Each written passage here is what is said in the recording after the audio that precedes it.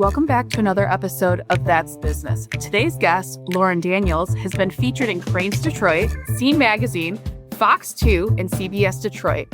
Lauren helps service-based entrepreneurs scale profitability through smarter systems, strategic pricing, and operational efficiency. Outside of that, Lauren also has two other businesses that we will definitely talk about. So Lauren, I'm so pumped to have you on because you are just like this badass in every single network. I'm like this Lauren Daniels, and we finally got to meet over the summer, which feels like the long time running. Yes. So I'm like, who is this Lauren Daniels the last few years? And like, I need to know her. So our stars aligned. We finally met. So starting before we take it through all the businesses and all the features and all the incredibleness that you are, let's throw it back to childhood. What did we want to be when we grew up? Or what was that like for you, if you feel comfortable sharing? Absolutely. No, that's so funny that you say that. So I'm a Detroiter through and through. Childhood, I always had like an entrepreneurial knack. Like I've always decided that I wanted to sell something or build something that I wanted someone to buy. However, growing up, I thought I was going to be a dancer. So I'm classically trained in ballet, jazz, tap, lyrical from like 6 all the way to like 18. And then I cheered in college. Yeah. So that my goal was to be a dancer originally. That's what I went to Cass Tech High School for. Shout out to Cass Tech. I was going to be a dancer. But then found out how much dancers can get paid and the lifespan of a dancer. So I said, no, we're going to have to do a shift. So I went into accounting when I went to college. So I went to Miles College in Birmingham, Alabama, and went into accounting, left college thinking I was going to be a CFO. And then as life has it now, I am now an entrepreneur. I always say that it found me. I didn't find it. That's so real that it found you. So we go accounting, which is so funny because that was not at all what I thought you had your degree in. So that's fascinating. So how did entrepreneurship find you and what age were we at, or talk us through that? Sure. So graduated from college, came back to Detroit. Detroit was in its resurgence. So Dan Gilbert had just moved into the CompuWare building. All these amazing businesses were launching downtown. When I came back, I was an auditor in banking for 8 years. But when I started in banking, I loved to see Detroit's young professional scene. So that was my idea. I was just going to be a CFO and climb my way up the corporate ladder. And then as I was going to these young professional events, I remember walking in and I thought it was a line to get into the event, but I found out it was actually the line to the bar. But I noticed that this is a trend. Like the bar seemed to be like an afterthought for these beautiful buildings and these successful businesses. But you have like wine on the table or, you just got some guys serving Jack and Coke at the table. I said, oh no, as someone who loves a good ambiance, love a good vibe. While I was in business school at Wayne State getting my MBA, I went to bartending school and started Sumptuous Spirits in 2016. And talk us through, because I know you had said you've worked with Google, Foot Locker, and I'm sorry, the NFL draft here in Detroit in 2024. Miss Ma'am, tell us all about this. Yeah, so my goal was to always service corporate social professional because, of course, you have the birthday parties, the weddings, things like that. But what I found the gap was in a lot of those instances is that people are so focused on the guest list, the building, the business, but not necessarily the experience that they're giving people when they're doing their celebrations or when they're having their networking events. Bars and things like that seem to be an afterthought. And so I really broke into the industry knowing that I would serve this demographic of people. And a lot of the things you named purely came just based on exposure and relationships. So as I was working with a lot of these corporate entities, they saw the experience that was giving and wanting it for themselves. And so that's how the Googles came along, the WeWorks came along, even Bamboo, that's how that came along. And the relationships grew and people know and understand good service, trust, reliability. They want that, especially in the corporate space. And that's how we got there. And that's so real as someone who's gone to events. I mean, even like early 20s, I mean, even high school pre-drinking. But it was so interesting, too, because it is such an experience you cultivate. And everyone's always got a good like bartender story or a good like, oh, this person made my day or helped me out. So it's so imperative to do this. Now, did you have a background? Have you ever like worked bars and restaurants, or you were just like, I saw a need and I'm filling it? That's literally what happened. My background, as I told you, was in accounting. I had never used a shaker or anything.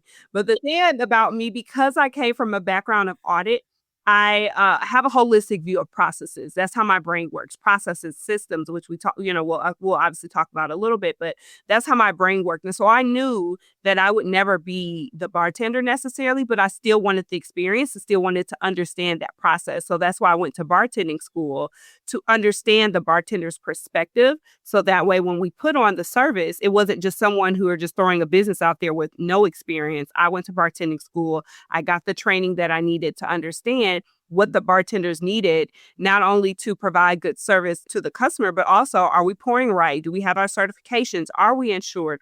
Are we serving properly? What do we do to make sure that, the drinks taste right and things like that? So that's why going to bartending school was extremely important to me. Well, and I like your outside perspective on it too, as someone who still works in my family's restaurant too and bartends, and I'm actually bartending Saturday. I love that. It's so good because I'm opposite brain thinking where I'm like, oh, policies, procedures. But you coming in from like an auditing perspective is so key. And that's, I think, one of the many reasons why you're successful with this business, because you see things more black and white where there's a lot of gray area of like, well, I could do it this way or I could do it that way. And it's just such a journey on that route. So that's exciting. Now, when you're starting out, I mean, what year are we talking when you started this? So this was 2016 when I started. I started 2016. I had 2 staff members. We primarily worked like smaller, like networking events.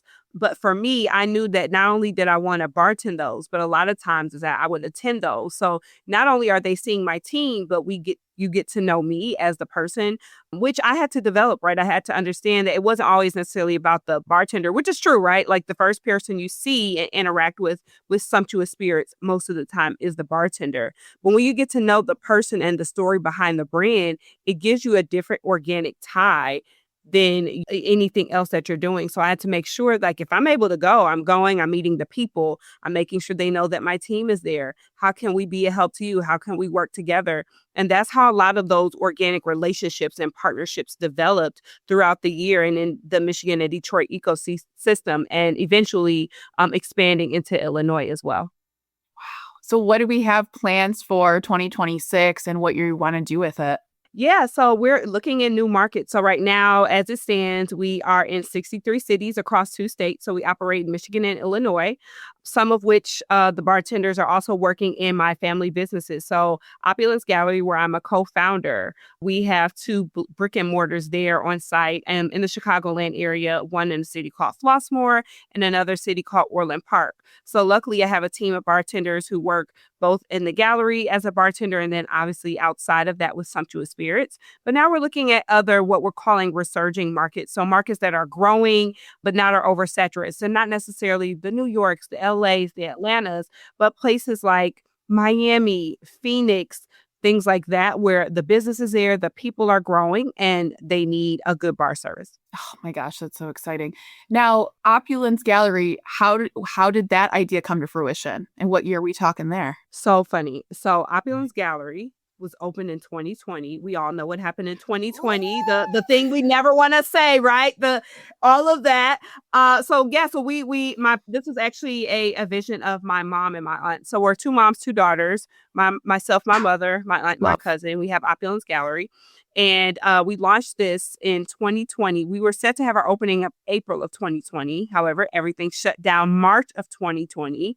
So we didn't get to have our first event until July of that year when we were in mask and we had social distancing, but still were able to kind of navigate through the craziness because people still wanted to gather. We just had to do it safely. And so now where it stands today is that I'm the chief business officer. So I do a lot of the back end things, as you know, vision, systems, those are my zones of genius. So that's what I do with the organization. And we currently have our 2 locations that we're growing. And it's very interesting being on that side of the business, not only as a vendor, but actually hosting everyone in one space. Now, I have to ask, what was the first event? I mean, oh my gosh, opening an event space in the middle of the pandemic and then how it's transitioned. Wild. Like, I got to hear the whole story of like, okay, we decide July 2020. So what was the opening event like and how is that kind of moved with all the changes and every week was something different? I mean, whew, God bless. Yes. Oh my gosh. It was craziness. The first time we had an event was actually a 2-event day, which was wild, right? They finally let people have it with all the stipulations against social distancing, masks, things like that. And so the first 2 events we had, one in the morning, we had what was like a intimate networking event. And then another one was someone's graduation party. So again, things that people still wanted to get together for just safely. And so myself, my family, we just all bunkered down to make sure that everything went well and that people got in and they were welcomed. And I think for me, the one thing I will never forget is just what it looked like to see people in a space that we actually created, like literally seeing it from what it was through the build out and to now have people gather in our space. Until this day, even me being in Michigan, I'll look at our cameras and like, wow, we have 2 events going on in our spaces where people are going to celebrate something that they'll remember forever, or they're celebrating, their life event with us and they didn't have to do that. And so it's always very humbling and grateful just to see them work with us and be in our space and that we have a space in which they want to be at. That's amazing. Now, obviously you got into the types of events. So how big is this venue and what are some of your favorite events? Or if you have one favorite that you've put on at the gallery. Sure. So our first venue in Flossmoor, that's a 100-person venue. And then we have our second location, Orland Park, which holds 215 people. So literally double-ish the size, right? Which is very wild. I think Sumptuous Spirits prepared me for that greatly because like in my head, and I know this is not everyone, but in my head, a 200-person event is not that much. But it's because we've done, Easter Market After Dark to this day. That's one of our largest events. They have like 30,000 people that come through. So like 200 compared to like 30,000 is like cake, right? Like, yes. I would say, I don't know if I have a favorite event, but I think the things that I love and remember is like seeing people who maybe have had like baby showers at our venue or have had weddings at our venue and now are having baby showers and now their kid, you see their kids and they're like, oh my God, like your kid is like 5. And I remember you were one of our first people that had our event there. And those are the things that I love to see. It's so real because I feel that way with either the podcast or my own business where I'm like, oh, you were one of my first clients that trusted me with the process. And now that I'm a full ass adult and actually have a full business, that's me personally, not saying the same thing for you, but yeah, it's so real. It's like you grew up together in a sense. Yes. So I love that. So with all this greatness, now, of course, with the Opulence Gallery, now what's VenueGenius? We have to talk about that. A hospitality tech platform for event operations. Like, is there anything you can't do, my dear? I love it. No, thank you for that. So VenueGenius was birthed out of a place of frustration. I wish I could say it came from like, oh, I just had this amazing idea. No, we were very irritated at the gallery. Okay. So what we were finding is that, of course, we're a venue. We get all of these vendors, and sometimes we're assisting the team members with coordinating their events. And so we have all these vendors that we're trying to coordinate with, but some people prefer email, some people prefer text, some people don't pick up the phone, but they like a printed piece of paper, things like that. And we were looking for technology that would help us wrangle everyone together. Things like Slack were great, but of course, everyone doesn't know how to use that. And it's more for office management or people who, are more of a corporate or professional space. And then, of course, text threads are nuts. And so we were finding technology that assisted with that, but were tailored more for the Wimbledon stadiums, the Madison Square Gardens. That technology and what they're doing cannot assist someone who has 100 or 200 person venue, right? And so that's when we decided to create VenueGenius. So VenueGenius ties venue owners and managers to their vendors for day of communication. So eliminating the spreadsheets, the emails, all of those things.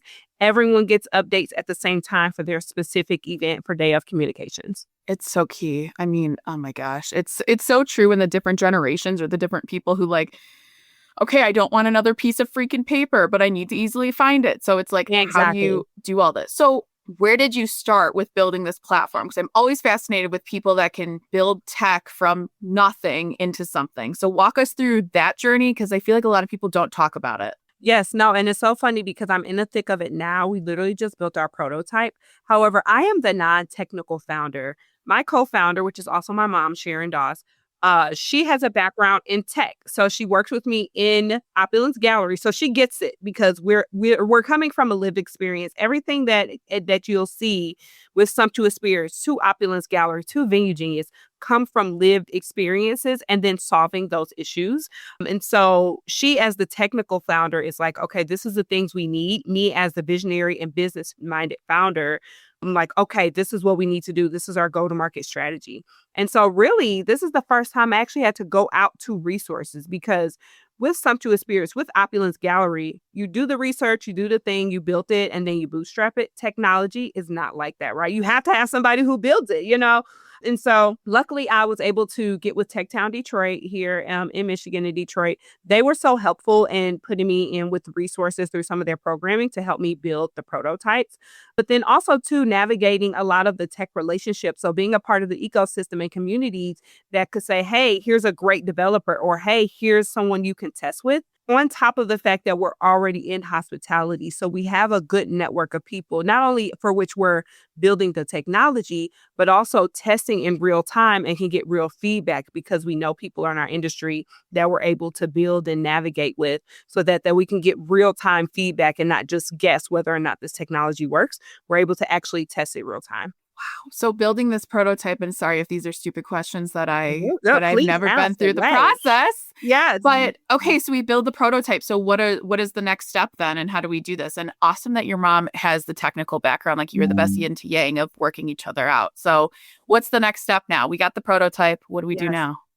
Yeah, so we have what we call our MVP, which is the prototype. And so we're going to be testing it in Q1 of next year, Q1 2026, with 6 paid pilots, where they're going to actually be utilizing our technology. And we're on the back end just going to be collecting the data, essentially letting it launch and crash, so that we can know exactly what needs to be done, what pieces are they using, what things that we need to be added. So that way, when we're ready for market expansion in other hospitality-based cities, that we can know, okay, based on our data, based on the things we're doing, here's what people are using, here what they say is most helpful. So this is what we're going to launch with when we beta test in other markets. That's incredible. I mean, so needed. It's like a part of any event. I don't want another freaking email. It's like, I would love. Or a Google spreadsheet, right? Like, I mean, and even as somebody who can navigate a Google spreadsheet, it's so hard. Like, I'm not trying to do that when you're trying to figure out why the bar hasn't opened, when someone's running around like a chicken with their head cut off because the bride's late, right? Or the food isn't out. And you, as a host, which I'm sure you can understand, working with your family, is like you're doing all these different things and it's so hard to communicate. It's just like figuring out the best way to do it. So yes, we're eliminating that headache. Well, and especially for someone like you who has 4 different businesses you're running right now. And it's just, you need to separate it. It's like, okay, where in this one email, or is it in my other email? As someone who has 4 emails herself, it's like, oh my gosh, just get to where it is. So that's so huge. And that's such a need. So that's amazing. Can't wait to see the launch and everything we do with that, and possibly use it in the future for myself. Absolutely. Now, of course, and last but not least, you talk about that you help service-based entrepreneurs scale profitability. I mean, obviously, I'm guessing that came through your own experiences, but where did you see this need, and how have you what kind of entrepreneurs do you really work with? I mean, there's a ton here in Metro Detroit that we love, but talk us through that. Yeah, absolutely. So Business of Scale is my organization for which we work with organizations like accelerators, incubators, essentially organizations that help to support entrepreneurs. We come with them to give them the information and the programming that they need to help with scaling founders. And so what we have found, again, coming from lived experience, is that there's a ton of, especially in the Midwest, there are a ton of ideation programming. So helping you to launch your business, get your EIN, all of those things, do your business plan. And that's amazing. But then on the opposite end, what we're seeing is that there are a lot of things that help with people who are making their exits or acquisitions. The messy middle is what we call it, is that there's not a lot of support there. So how do you take these businesses that are beyond the launch and have the traction, who are at A to B, but trying to get to D, E, and F? How do we help them with the tools, resources, and things that they need in order to go to the next level? A lot of times it's not necessarily just money, which is great, right? But how do they utilize that? How do they make their first hire? How do they know that they need to go from manual processes to systems, things like that? Those are the things that are going to buy them their time back so that they don't get burnt out as growing founders. That's where I found that there was a need. And so back in May of this year, 25, I started something called Scale School. It was just supposed to be a one-time thing. I said, okay, people keep asking me how I do it. Let me just put on, a 2-day session just to teach a couple of founders what I did. And what I found from that one event is that I was getting tapped on the shoulder by other ecosystem leaders and industry people like, hey, you think you can come do that for us? And so it went from a one-time 2-day event at Bamboo and Royal Oak to doing things in Chicago and Cincinnati for other scaling founders in the Midwest. Before we started recording, I had told Lauren, I'm like, okay, I need to come to one of your events. It's been on my list. It's just every single time I try to, something else comes up. But I didn't know it was supposed to be like a 2-day and done. That was it. You're everywhere. It was like the thing that turned into a thing. So this is the first time something got me like, oh, this is a for real need, which I knew, but to actually turn it into something has definitely been such a beautiful growth process because very organic. It was supposed to be a one-time thing. And it's turned into now its own kind of business baby. It's like the consulting week for Sumptuous Spirits. But what I get so much fulfillment out of it is really seeing people who come back and tell me, like, I'm using the systems you told me and now I have repeat customers, or I am now saving myself 5 hours a week and stress-free because I've now implemented some of the things that we talked about. And so it's given me a different level of fulfillment than hospitality is giving me because I know that the things that I've learned are now helping other people in their businesses as well. Absolutely. Now, what would you say is either the top thing or top 3 things entrepreneurs do wrong when they're in that kind of middle ground, the A to B phase? Oh, that's a good question. The first thing I would say is a lot of growing entrepreneurs try to continue to do things themselves. They don't want to outsource. They feel like I'm the only one who can do this the best. Or on the opposite end, I want to delegate it, but I don't know how to, or I don't know how to manage. A lot of entrepreneurs haven't people managed before in that capacity. So I would say the number one is just like the delegation piece. That's really hard for founders. 2 is just like what systems to implement, right? So like, you have an issue for which you might need a new customer management system, a CRM, or you might need to have like a scheduler, but you don't know. So you end up buying like 5 of these different systems, but you don't know how to use them correctly. But really, you just need to figure out what's your problem, what are you trying to address, and then finding a system or an improved process to match that. So that's another. And I would say the third thing is probably their pricing. And so, founders, of course, are good with knowing like how to make money, but do you really know your numbers? So your pricing margins, like down to your expenses, do you know exactly what you're spending, how much you're spending? Do you need to up your prices, things like that? A lot of founders find themselves second guessing their pricing or, not doing enough market research to be confident in the prices. And so we really work with founders to teach them not only the formulas they need to know, but how to do market research and how to make sure that they're pricing themselves correctly so that they can articulate themselves when talking to customers if they're asked about their prices, or just to be confident enough to make sure that they're pricing high enough and not, undercutting themselves because they feel like they won't get customers. Oh, that's so true. And I feel targeted. I feel called out here because that's so real. That triggered you a little bit there. We'll be talking offline because I'm like, I feel bad. I need to do this, but the economy sucks and people are struggling. I want to help. So that's meanwhile, so we're also real. struggling, right? It's like, oh my gosh, I'm so glad that you got the one good service, but then I don't have any money after. So no, it's definitely a thing. Oh my gosh, that's so real. You are just incredible. Now, as we wrap this up, what advice do you have for listeners? I would just say if there's something you want to do, just do it. I'm definitely a testament to that. And I know there's like hesitancy because of not wanting to put out a product that's not perfect. I am someone, again, that I will build the plane as I fly. You will see 50 million mistakes, but you'll know that I'm going to continue to keep going, keep refining. But that's the only way you're going to do something, right? Not to hold too tight to an idea as well. I know people sometimes are very hesitant to share. And not saying to not have discernment in sharing, but a lot of times we have amazing ideas, but we're keeping it so tight to our chest that we're not able to grow it the way we need to. But when you share it with the right people in order to get the right resources, that's how your businesses, your brands, and the things you want to put out in the world or do, that's how they grow. Oh, amen. Lauren, just incredible. Like, wow, just drop the mic out is what you exactly did. But For those of you listening, if you want to connect with Lauren, see all the greatness that is her, or hire her for your next event, head to the show notes and tune in again next week for another episode of That's Business.